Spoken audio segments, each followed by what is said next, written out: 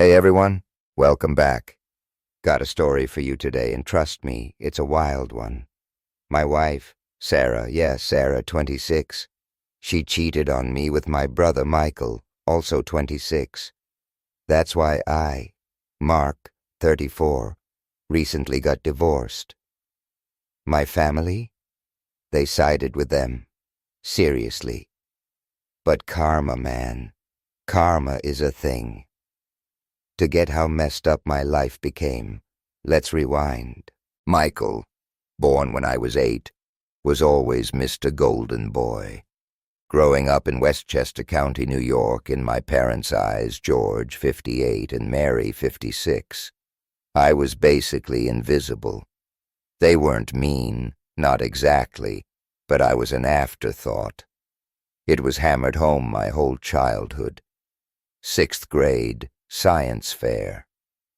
I poured months into this solar system model, orbital calculations, revolving planets, the whole 9 yards. First prize, special commendation for mathematical precision. Michael had t-ball practice.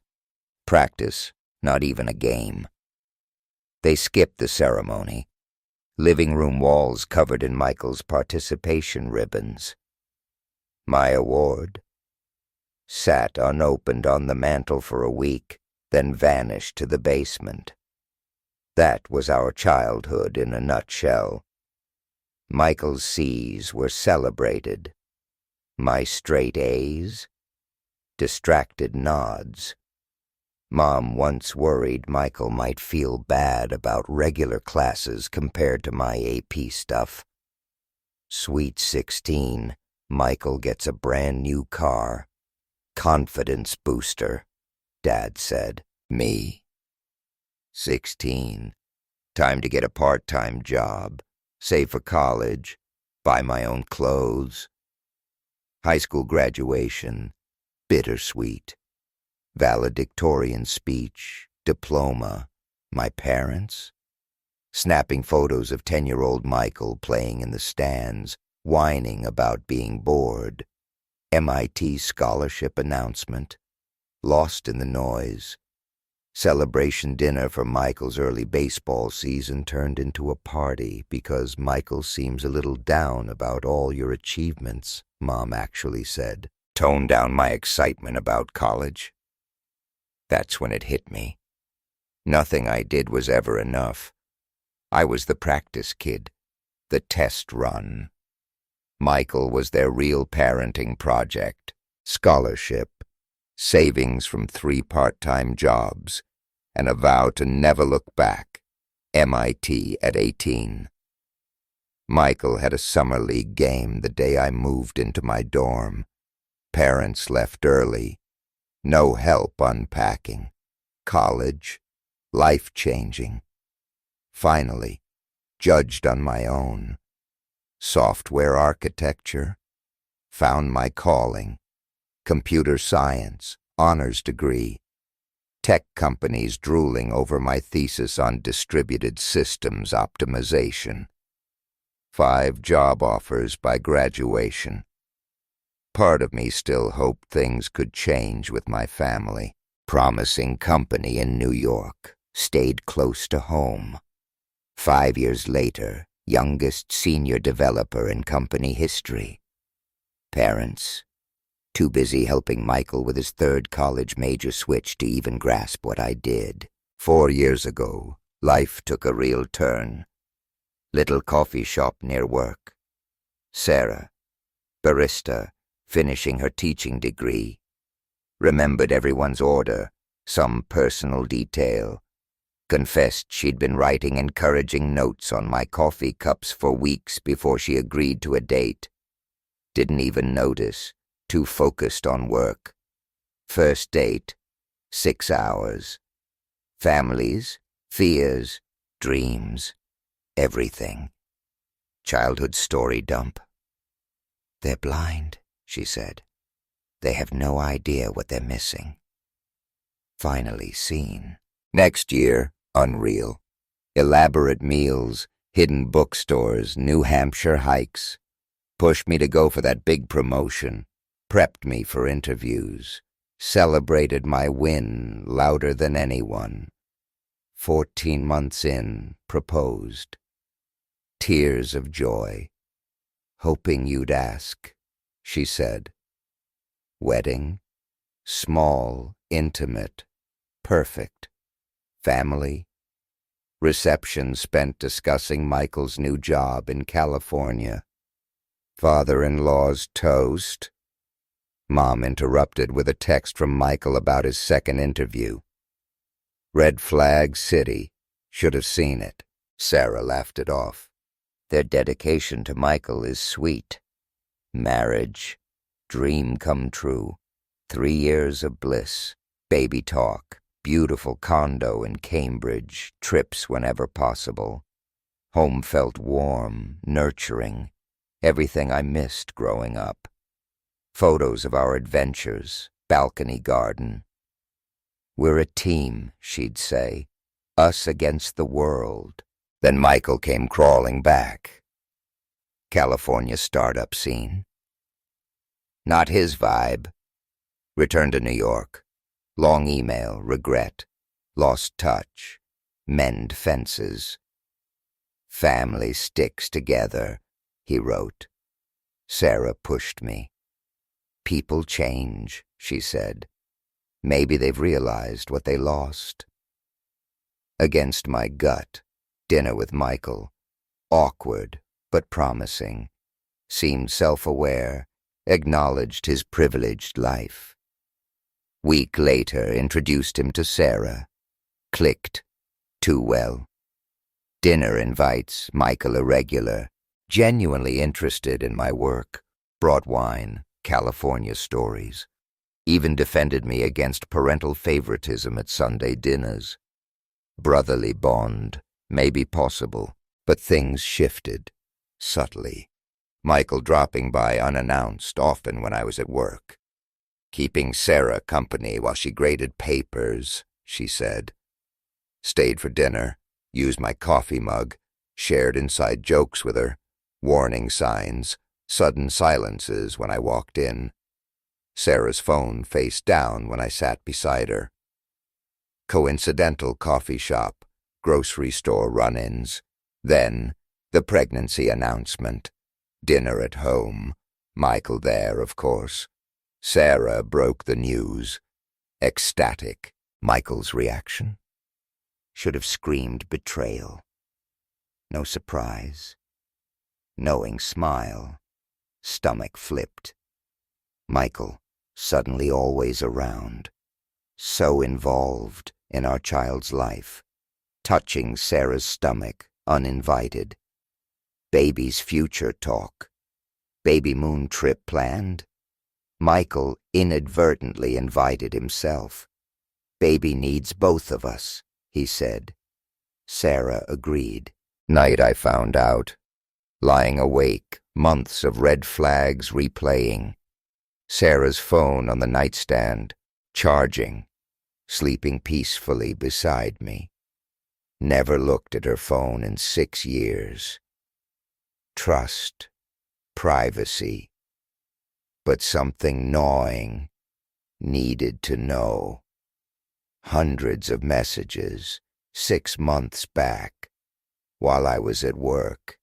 Secret hotel meetups, future plans. Their infant. Started bedding down with my wife right after Michael reappeared. Planned to tell me after the baby was born. Assumed I'd be too attached to leave. Pregnancy. Not an accident. World crashing down, message by message. Reading until dawn. Reading chair. Sarah's phone in hand. Woke up. Knew instantly. Sobbed. Didn't mean for this to happen. Michael and I just clicked. He knows me better than you ever could. Classic affair line. We were going to tell you, but didn't want to worry you after I got pregnant. I called my parents that morning, hoping, foolishly, for support. Mom's response? Michael made a mistake, but he's going to be a father now. You need to forgive him. Be the bigger person. Think of the grandchild. Grandchild? Born from their younger son's affair with their older son's wife. Still protecting him. Some things never change. Divorce attorney that day, hotel. Sarah alternating between begging forgiveness and accusing me of abandoning our family. Work. Michael cornered me. Man-to-man conversation. Workplace harassment report. Security escort. Divorce nightmare. Sarah and Michael. Emotional unavailability. Domineering. Emotionally abusive. Parents' testimony. Always difficult. Lifelong jealousy of Michael. Mom blamed the mediator. Should have been more considerate of Michael's demands. Negotiations over, court. Sarah got a decent settlement. Massachusetts. Affair with your husband's brother. Doesn't waive alimony. Small victories. Condo. Majority of my pay. 34. Divorced. Estranged from family. New email. Blacklisted numbers. Building security. No family access. Some days. Questioning everything. Could I have stopped this? Better spouse. Brother. Son. Then, reality check. I didn't deceive anyone. Turning family against family? Not me. Karma, they say it's real. Don't know about that. Just sick of being the family scapegoat. Tired of being understanding while everyone else ruins lives. Lifelong second-best afterthought. No more. Just when I thought it couldn't get worse. It did. Update 1. Assume silence after the divorce. Wrong. Month passed. Focused on healing, moving on. Family. Different plan. Office receptionist messaged me. Important meeting. Dev team. Mom, Mary, in the lobby, demanding to see me. Hour plus.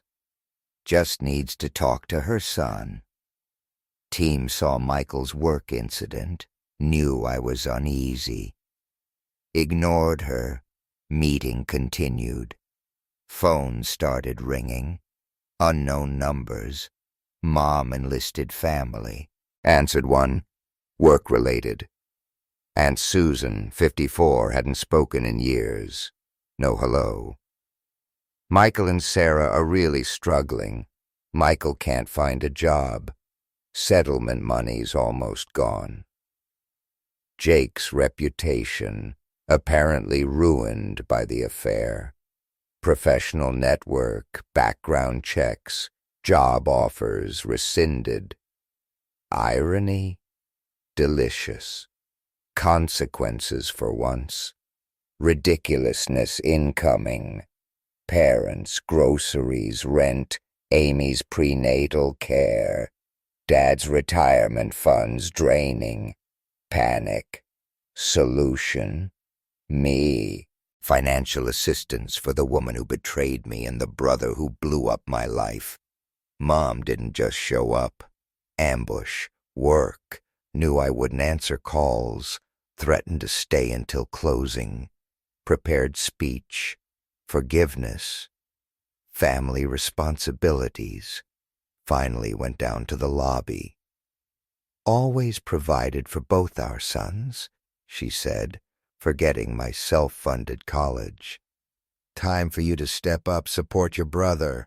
Unbelievable. Rough patch. Wife pregnant after affair, trying to pass off the kid as mine. Purposeful decisions, not a rough patch. Foolishly. Well, if you'd paid more attention to Sarah's needs. Security. Cut her off, told her to leave. Loudly announced in the lobby, leaving my own brother and his unborn child behind. Co-workers mortified for me, despite their support. Email from Michael that night. New account, bypassing blocks. Half-hearted apologies, thinly veiled money requests. Sarah's pregnancy complications, news to me. Can't afford medical care. Stress impacting my future nephew-niece. Attachment, sonogram, manipulation clear, emotional attack, unborn child as weapon. Dad, George, next day. Apartment lobby. Just want to talk. Front desk called, declined entry. 2 hours, Dad in the lobby, everyone listening. Successful son causing brother's family to suffer. Informed building management. Barred family from building. Awkward public disclosure. Only choice. Harassment spread to social media. Facebook, Sarah. Vague accusations. Abandoned during pregnancy. Emotionally unavailable husband. Michael comments. Step up. Responsibility. Irony of Michael lecturing about responsibility while begging for handouts. Lost on no one. Twisting the story. Me, the bad guy, refusing to fund their betrayal. Genuinely believe I owe them. Coping mechanism. Documenting everything. Emails, office disruptions, social media. Lawyer says we might need it if they go legal. Wary of them trying to legally squeeze money. Worst part, messages from family friends, distant relatives. Family first. Be the bigger person. Oblivious to Jake and Amy destroying the last shred of family. Resolute in not helping. Constant harassment wearing me down. Therapist. Job relocation to escape the chaos. Desperate people, desperate things. Getting more desperate daily. Feels far from over. Update 2. Out of nowhere, ex's lawyer sends a notice. Sarah and Michael suing me. Additional financial support. Increased medical needs. Changed circumstances. Lawyer, livid, prepared. Court date last week, surreal. Sarah, visibly pregnant, sympathy clothes. Michael behind her, Dad's ill-fitting suit. Parents, smug, confident. Lawyer, sob story. Initial settlement insufficient. Emotional toll of divorce. Workplace harassment ruined Michael's reputation. Job search impossible. Stress endangering Sarah's high-risk pregnancy. My lawyer, dismantling time. Surveillance footage. Mom's office antics. Michael's violent behavior. Sarah trying to sneak in the back door. Social media screenshots. Coordinated smear campaign. Bombshell. Financial records. Michael rejected multiple job offers beneath him. Sarah, unable to work, turned down a full-time teaching position. Medical records. Perfectly healthy pregnancy. No unusual expenses. Exploiting unborn child for sympathy. Judge, visibly displeased. Lawyer argued emotional distress warranted more support. Judge cut him off. Your clients appear to have committed perjury, counselor. Continue down this path. Brief recess. Lawyer returned, defeated. Michael, pale. Sarah, sobbing. United front, shattered. Judge's ruling. Pleasant surprise. Motion denied. Alimony reduced by 60%. "This court does not look kindly on those who misuse the legal system," Judge said. "Mr. Smith appears to be the victim of a calculated effort to exploit him financially and emotionally." Fallout. Swift. Sarah, suddenly able to work.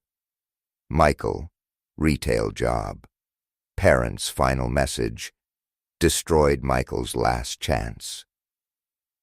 Never forgive you for abandoning family. Their attorney dropped them. Workplace increased security barred them all. Mutual acquaintances. Parents took out a second mortgage for legal fees. Sarah and Michael's relationship strained over money fights. Finally, breathing room, reduced expenses, rebuilding savings. Seriously considering Seattle job offer. Letting people face consequences. Best revenge sometimes. But learn to expect the unexpected from my family. Update 3. Weeks after court win. Aunt Susan reached out. Always neutral in family stuff. Curious. Big mistake. Concerned voice.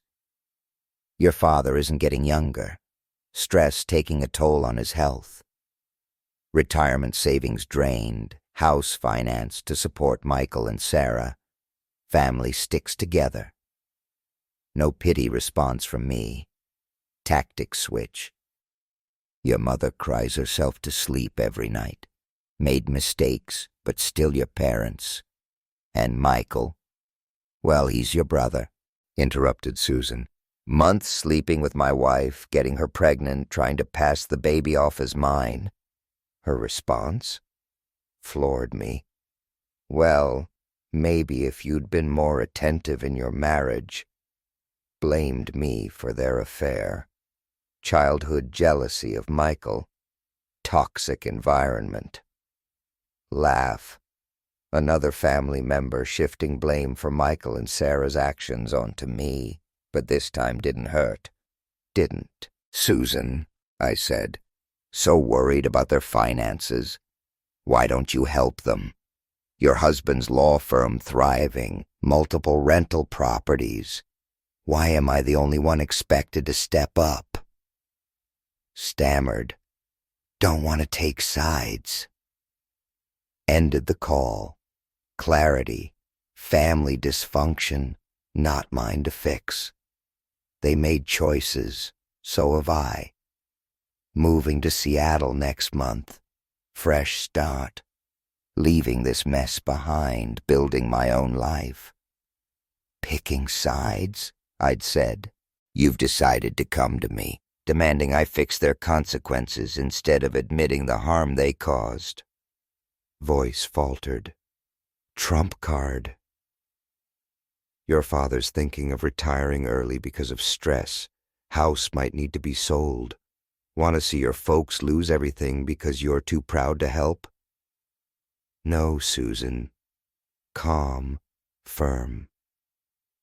They're losing everything because they chose to condone Michael's actions. They're paying the price for their decisions. And guess what? Not my responsibility to fix.